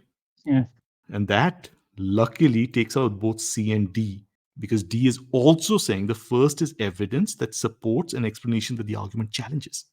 But the first boldface is the studies, and the studies help you get to the author's explanation, right? So they don't get to something that the author challenges. The author approves of that thing. And that is what E says. The first provides evidence to support an explanation that the argument favors. And the second is that explanation that the argument favors. matter of fact that he changed the direction and used those studies basically says to us that it's what our author is using it for supporting his argument. Yes. So that's one way you can tell that. However, word is, it's very good that you guys structured it, like broke it over there, because that really helps. Okay, now that was our first high difficulty question. I think all of you would have felt that this question was more difficult than the previous ones. Let me have a yes if you're comfortable with this one. Okay, I've got a couple of yeses. Perfect. All right, guys. Second last question, 2.5 minutes. Please go ahead.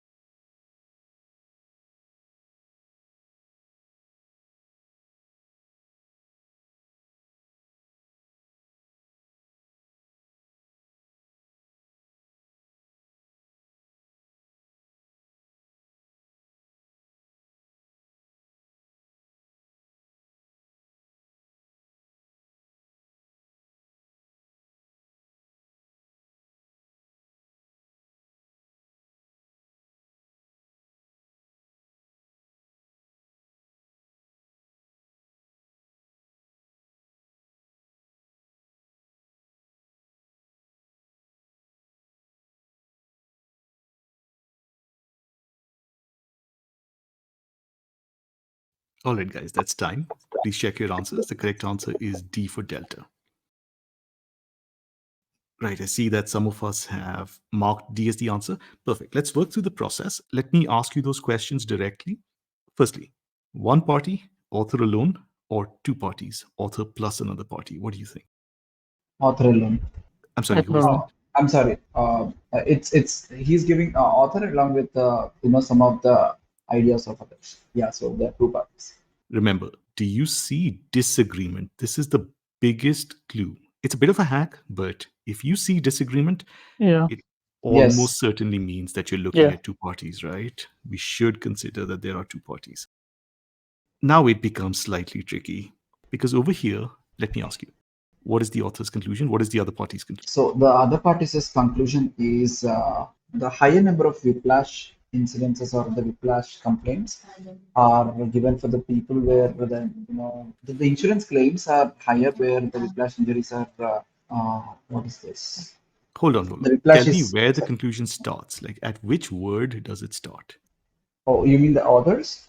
Or the other parties, whichever one you want to start with. So from nevertheless is the point where the author is trying to giving his judgment towards the That is claim that was, correct. yes. That is correct. Uncle? Yeah. So I was gonna say that nevertheless, if you look at on the lines, the conclusion drawn by some other commentators that in countries Mhm. higher rates of reported whiplash injuries are spurious. That is the other party's conclusion. That higher Very rates of good. injuries are spurious. Very good. So the interesting thing about this question is the same sentence has both the conclusions. Right. The other party's conclusion is that half the cases are fake. That's spurious.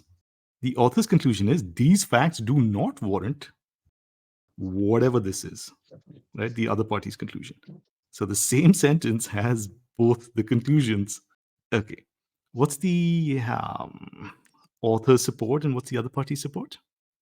Author support is the last line Very good. where it says clearly in countries where automobile insurance do not include compensation, blah blah blah. They have no incentive to report. Right. Good. And what's the other party's support? First line where it says there are twice the number of frequencies reported. Very good. But I'll just add one quick point over there. We're not 100% sure whether the other party has, in Is it? fact, used Yeah. the first Uh, sentence as support. But it is reasonable to take that as support. The reason why I'm saying this is the other party never says, oh, look, first sentence, and therefore half the cases are fake. The author says these facts do not warrant that conclusion. But whether that conclusion was actually derived from those statements, we don't know. Now, I don't want to make this super complicated. All I'm saying is, in case you thought that the first one may or may not have been used as support, you are right. But in case you thought it was used as support, that there's a fairly strong case for that as well. I have a doubt here. So I understood the first sentence as a sentence that sets the mood or the kind of opening scene of the state of the complete argument. So No. uh, Hold here for just 1 second. yeah. That first sentence is actually, it can be used to get to the other party's conclusion. So what they're saying is when you have insurance, you have 2x the number of reports, let's say 200. And when you don't have insurance, you have half the number of cases, let's say 100. So the other party might say, oh, look, if you don't have insurance, you just get 100. And with insurance, you get 200. So half the people here must be lying. The author says, hey, actually, it's not half the people are lying. It's more like this 100 is an underestimate because people don't have any incentive. I mean, if you don't have insurance, then you would normally not report something minor, right? So that's where we're coming from on this. So when the author says these facts do not warrant, the author is saying, look, these are fine. These are technically accurate. So the author does not disagree with these statements. The author just says you should not go from these statements to the other party's conclusion. So this is one of those cases where we will call this other parties support that the author agrees with. The author never disagrees with these statements. Quick check. Are we sure about that or not sure about that? Yeah, correct. Good. The author never says that these statements are wrong. The author just says you should not, they don't warrant the other party's conclusion. That means you should not go from support to conclusion. It's not saying the support itself is wrong. Okay, let's put down the information that you guys have given me. The first one, if you take it as being Other party support, you would call this OSA. The second one would be author's support that the author agrees with. And I'm very happy that you spotted this. Sometimes what people do is they look at this word clearly and they say, oh, someone told me that clearly introduces a conclusion and therefore the last part of the conclusion. That's, as we discussed, a weakness of that. Yeah, I initially got into that trap. Realized. Right. So if you have been, training on that approach, you'll find the GMAT can absolutely make things miserable for you, right? Because they're not locked into the approach that somebody else has. Awesome. Now let's look for OSA, other parties support that the author agrees with, and author support that the author agrees with in these 5 options. Let's start with A. The first is a claim that the argument disputes. As soon as we say the author does not disagree with the first boldface, you can remove option A because it says that the author disputes the first boldface. The author doesn't dispute it. The author just says you can't get from that to the conclusion. He's just trying to, dispute the reasoning from that situation, is what. Yes, the link between the support and the conclusion is being weakened, but the support itself is not being weakened. Like the statement is not being weakened directly. Right. And the second half of A is also wrong. The second is a conclusion based on that claim. Or actually, no, let me put this another way. This would be a very far-fetched connection between these two statements. This would literally say that the second is derived from the first. In a very indirect way, possibly, but not very directly. Anyway, the first half of A is wrong, so A is out. B. The first is a claim that has been used to support a conclusion that the argument accepts. No, it's better to say that the author doesn't accept it. Because although indirectly you can say that the author's conclusion depends on the first one, that's, again, very indirect. But the best way to remove option B is the second half. The second is the conclusion that the argument accepts. No, the second is not the author's conclusion, and therefore B is out. Now, many people mark option B, so I'm going to quickly check. Is everyone okay with why B is out? Let me have a yes. The second boldface is not the author's conclusion. Yes. Okay, I think Yes. Again, the clearly thing. yeah, the clearly thing can, mess things up. All right. The first is evidence that has been used to support a conclusion for which the argument provides further evidence. The second is the main conclusion. This is the same problem. The second is not the main conclusion. It's not the author's conclusion. It's the author's support. So C is also out. D. The first is a finding whose implications are at issue. Yes. The implications are, can you say that half the cases are fake or not? Those are the implications. And that is the issue. That is what is at issue in the argument. The second is a claim. And remember, see the word claim over here. The second is a claim, but the second is a support, right? They've used the word claim for support. The second is a claim presented in order to argue. So the conclusion is that we should not derive certain implications. And in order to go there, we have used the second boldface. So the second boldface is a support for the author's own conclusion.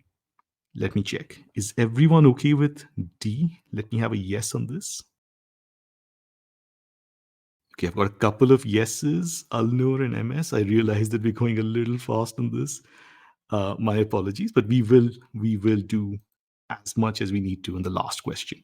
The first is a finding whose accuracy is evaluated in the argument. Again, the accuracy of the first boldface. Remember, the first boldface just said that when you have insurance, you have 2x, and when you don't have insurance, you have x.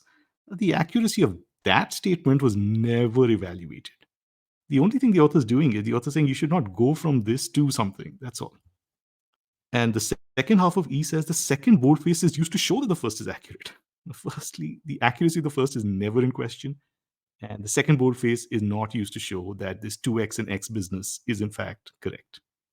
Okay, now that brings us to the last question. 2.5 minutes. Please go ahead.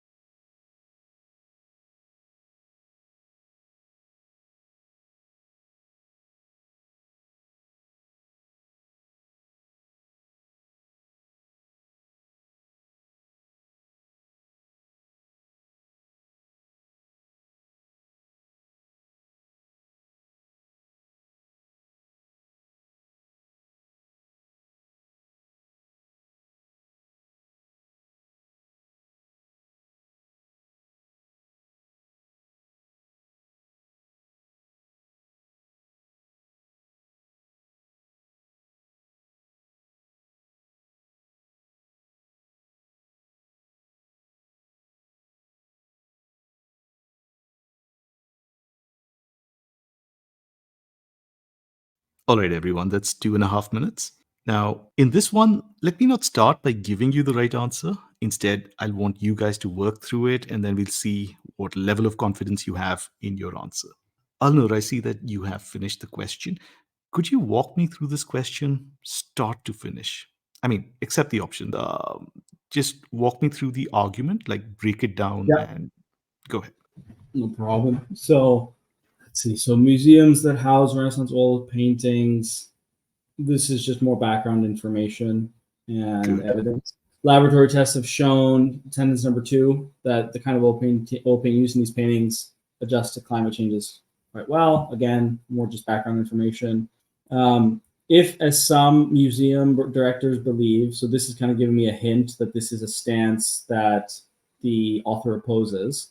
Paint is the most sensitive substance in these works. Then by relaxing these standards for humidity control, museums can reduce the energy costs without risking damage to these paintings. So this is saying sort of some sort of cause and effect explanation that people that the museum directors believe would be okay to implement, and the effects wouldn't the cause wouldn't drastically cause negative effects. And then the last sentence brings in the author's perspective and opinion and conclusion, where it says museums would be rash to relax these standards, however, which is the biggest clue, since results of primary tests indicate that I think what the last sentence is saying directly goes against the second bold statement, right, which is saying the museum directors believe that the energy costs will not damage the paintings, and the author believes that based on their evidence and opinion that there will be damage. So those are kind of the conflicting opinions, and the first bold seems more of like an if statement, right? Like if X then Y, L, like in Excel, like it's if X something is true, cause and effect is true, then something is true, otherwise false. Similarly, it's like if paint is the most sensitive substance, then the second bold is true, but if it's not, then the author's is correct. Very good. So I really like how you are splitting the argument up into, the author and the other party. So you've done that very well in the questions that I've seen till now, and you've done that correctly in this question as well. So what you said is the author's reasoning really starts at this point, at museums would be rash, right? That's very good. Now, this is enough to solve the question, but because we want to be absolutely sure that taking the right lessons away from these questions for future questions, I'm going to ask you to go back on a couple of points. The first one is, and remember, the author, the other party, is the other party museum directors? Well, no, not necessarily. It's not only them. It's saying the other party is actually those who believe that paint is the most sensitive substance in the works, and it says as some museum directors believe. So they're a subset of the kind of opposing view, but it may not be all, as kind of indicates as such. So here's the thing. I want you to think of the museum directors as providing support, but not the conclusion. So let me give you an example. If, as Alnur says, right, the GMAT is better than the GRE, then I should take the GRE. Again, let me repeat that. If, as Alnur says, the GMAT is better than the GRE, so what is Alnur telling me? The GMAT is better than the GRE, right? Yeah. This is what Alnur is contributing. But the conclusion is my own. I'm just saying, hey, look, someone I know and trust, Alnur, is telling me something, and therefore I should take the GMAT. Right? So it's not Alnur who believes that I should take the GMAT. Alnur just thinks the GMAT is better than the GRE. So let's look at that again. If, as some museum directors believe X, so what do museum directors believe? They believe X. So the author is saying if the museum director's belief is true, then museums can reduce energy costs. But it's not the directors who are saying that the museums can reduce energy costs. No, I follow you, yeah. Perfect. Now, as I said, this is not going to hurt you in this question, right? I'm just giving you something to think about. Now, the other one is, let's go back to that lab tests, the second sentence. Lab tests have shown that the kind of oil paint used in these paintings adjusts to climatic changes quite well. I would not want us to think of this as just more context. I would want you to think of this as other party support. So let's put that down. Now, you gave me one piece of support, which was that paint is the most sensitive substance. Right? Mhm. Now, I want you to add to that the other support, which is that paint adjusts well. And this will help us understand. Again, you gave me the right conclusion for the other party, which is that museums can relax the standards. Mhm. Now, why can they relax the standards? They can relax the standards because paint is the most sensitive substance and paint adjusts well. This is like saying people who are taller than 5 feet can go on the ride, and everyone in our class is taller than 5'3". So everyone can go on the ride. Yep. Yep. So paint is the most sensitive and paint adjusts well. That means everything else should also adjust at least well. Mm-hmm. And therefore, museums can relax, right? So the lab Yep. test part is actually part of the other party support. Mm-hmm. Perfect. And the rest of it was spot on. So the author's conclusion is museums would be rash to relax the standards. And why is that? Because of Gesso. So everything over here, correct. All we're saying is just add this statement as well. Now, well done. Quick check. Do all of us agree with the structuring, or do we think we've made a mistake somewhere? Or if you have doubts, please unmute and let me know.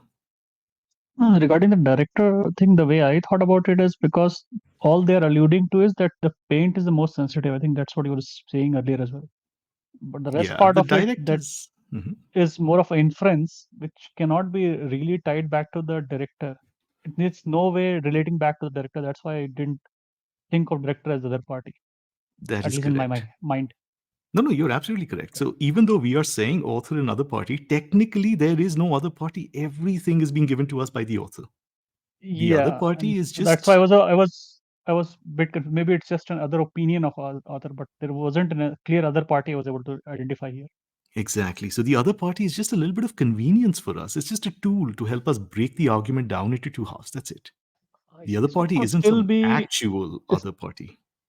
Yeah, so it could still be a kind of a position of a author trying to further his argument. Very good. So what's happening here is the author is, yeah. yes, you're absolutely correct. The author is exploring one line of reasoning on his or her own and then saying, but actually, hey, you know what? That's not the right approach. That's what the author is doing. So Everything is being given to us by the author, but the other party thing helps us break that. And that breaking is very important in boldface questions. We should never think that the author is giving us two arguments together as one line of reasoning. That we should not make that mistake. makes sense. Awesome. Okay, good to know that we're on the same page on this. Now, my final question to you guys. Let me do the easy ones. This is authors, support, agree. This is authors, conclusion, agree. This is other parties, conclusion, disagree because the author does not agree with the other party. This is other parties, support. This is other parties, support. I need you guys to fill in these blanks. So let's call this statement 1, statement 2, whenever you're ready. Does the author agree or disagree with these statements? Or does the author agree with one, disagree with the other? He may agree that paint can adjust, but he disagrees that paint is the most sensitive substance in the works. Yeah, I would also say that for the first rate, he's neutral. I wouldn't say agree. For the second, he Yeah, disagrees. I mean, if you want to go to the third category, you can do that. But otherwise, it's fairly fine to say that the author agrees. But both of you are correct. The author has no problem with that statement that paint adjusts well. The author is not saying that, hey, paint does not adjust well. The author is not doing that. What the author is saying is there is at least one thing that does not adjust as well as paint. Gesso. And if there is at least one thing that is sensitive, then paint cannot be the most sensitive. Because, I mean, think about it. If paint is the most sensitive substance and paint adjusts well, the other party has a point. They have a pretty good argument. You should be able to do whatever you want with the humidity and whatever.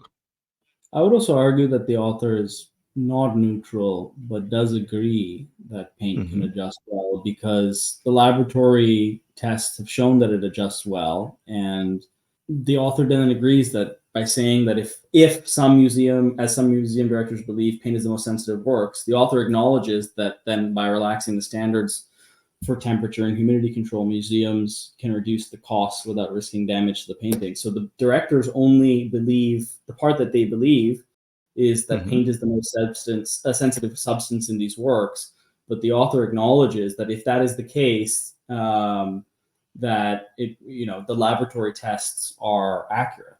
So I would argue that statement 1 is actually agreed by the author. Fair enough. I like to see when my students have, different ways of looking at things. I generally step in only if I see someone making like a mistake. And then I'll tell them, okay, no, look, we should look at this the other way. But if you have an alternative, that's fine. I don't mind that at all. I like it. Now, we've done the important work in this question, right? If you've done this, then you have a much better chance of solving this question correctly. Let's start with option A. And I'm going to go in the same order that I see on my screen. Ulner, can you take out option A, please? Yeah. The first is an objection that has been raised against the position taken by the argument. So that's correct, right? But it's like unclear, actually. I would say like taken by the argument of the author. And the first is an objection that has been raised against that position. The second is not the position taken by the argument. So I think the first is a little bit ambiguous, but the second is clearly wrong. Perfect. This is the same as what I advise. I advise everyone to look at the second half of A. The second is the position taken by the argument. No, this is the other party's conclusion that the author disagrees with. The author's conclusion is over here. Museums would be rash, something, something. Very good. A is out. Ankur, option B, please. The first is position taken by the argument. The position is second is a position that argument calls into question. Now, first is not the position taken by the argument. It's more so a belief which is being reciprocated from the director's point of view. That paint is, if it is believed that paint is the most sensitive work, then you can reduce by reducing the overall energy cost. Correct, but my recommendation would be that you look at it as other parties support that the author disagrees with. So it's not the position taken by the argument, because position taken by the argument would be author's conclusion agree. But we are looking for OSD, right? Awesome. The second is the position that the argument calls into question. This is correct. That's correct, yeah. Right? Because this means it's the other party's conclusion that the author disagrees with. And that is correct. The second is the other party's conclusion that the author disagrees with. Now, I think as a stepwise process of elimination, I would actually take E out after this, not C. I would take E out. MS, can you take E out, please, if you're comfortable with that? Yeah, so the first is the claim that the argument calls into question. The argument does not call that into question. In fact, the author agrees with that portion. He just mentions that there's an exception to that. And the second, as Ulner had already clarified. Oh, very good. So the second half is actually, you're right, it's common with some other option. So the second is the position taken by the argument. No, it's the other party's position. But the first half is correct. Remember, the first half was O, S, D. This is why your classification is so useful. The first is something that the argument calls into question. Disagree. Fits pretty well. Right? So the author is trying to tell us that paint is not the most sensitive substance because there is gesso, right? Good. Now that leaves us with only one option to remove, and that is option C. In my opinion, this is the hardest option to take out because the first half of C is exactly the same as the first half of D. So we're not going to get any answers there. It's going to have to be the second half. Whoever's comfortable with this, let's do it. Let's take the last call in this session. How do we take C out? I could try. Absolutely. Yeah, so basically the second part of it says second is circumstance on which judgment is based. Judgment is not basing on the fact that your energy will be reduced due to damage in painting, but it is going to alluding the fact that paint is not the most sensitive part. They are not really linked, is what I looked at. Are they not They're talking about gesso. I'll give you a small clue. They are linked. Yeah, but then gesso is what they were trying to talk about is the most important thing, not the energy efficiency, which is the second part of it. Take a little more time. And when you're looking at C, please remember we're looking at other parties support, disagree, other parties conclusion, disagree. How are they linked? What is option C telling us about how they're linked? Sorry, I'm drawing a blank. No problem. Let me help you guys with this one. The first, or let me ask this as a question. The first boldface is the support. Like in reality, it's the support. The second one is the conclusion. Everyone's agreed on this. My question to you is very simple. Which one is based on the other? The first one's based on the second, or the second one is based on the first? Second is based on the first. Absolutely. Why do you say that, MS? Because it's an if-then scenario. So if X, then Y. So just Good. following that analogy. Yeah.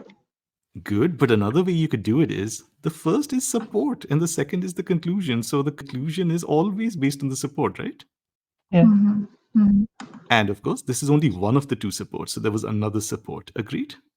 That was other party support that the author agrees with. So in reality, the second boldface is partly based on the first boldface. What is option C telling us? Circumstance on which judgment is based.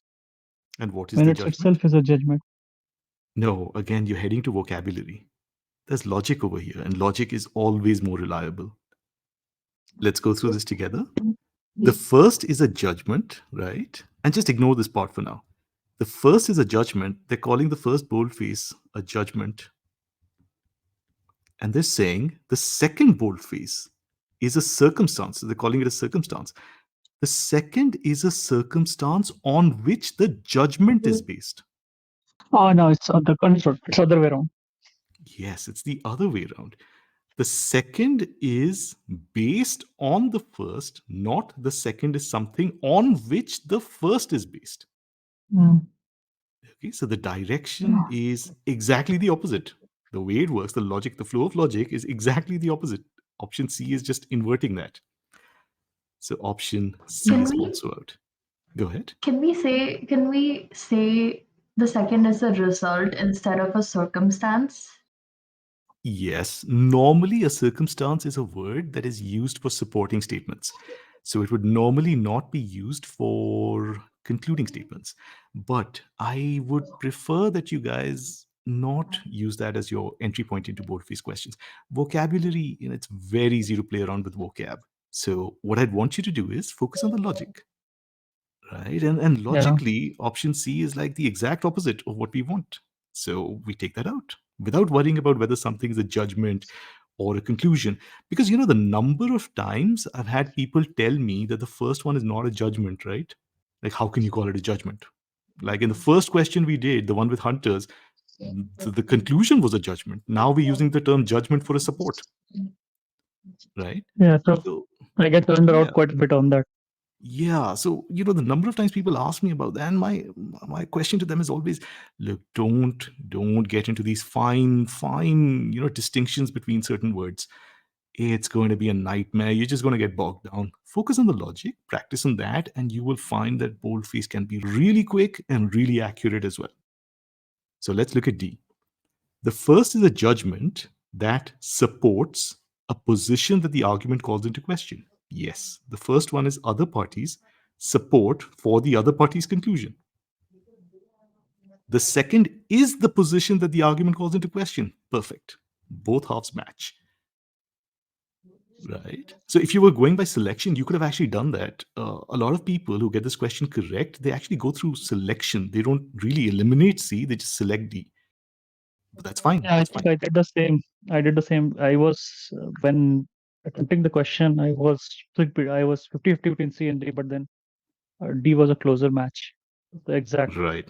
So on the day of your exam, selection, elimination, combination of both, anything it takes to get the right answer. During practice, you want to go through everything so that you have more options on the day of the exam. Okay, now my final question to you. If everyone's comfortable with this one, please give me a yes. Okay, couple of yeses, Alnur. And if Akhil, I'm not sure about how many of us are back, how many of us are away. I've got a couple of yeses on this. Perfect. Well done. And thank you all so much for attending. The session is now over. You can carry on, and I will see you guys next time. You're welcome, MS.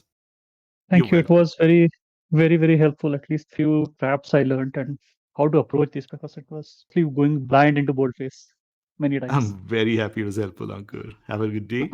And Alnur, Thank you you're so welcome much, as well. Ajitesh. You're welcome, Akhil.